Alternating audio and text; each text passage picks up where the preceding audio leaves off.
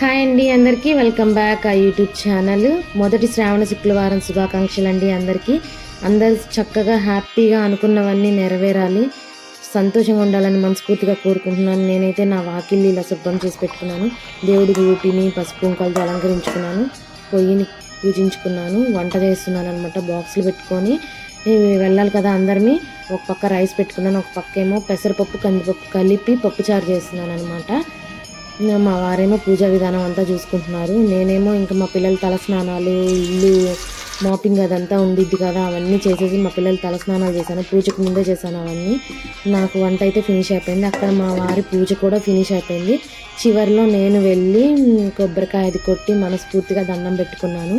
ఎప్పుడైనా దేవుణ్ణి ఇల్లు ఒళ్ళు మనసు శుభ్రంగా పవిత్రంగా ఉంచుకొని పిలిస్తే ఖచ్చితంగా పలుకుతారండి. అదే మా నమ్మకం.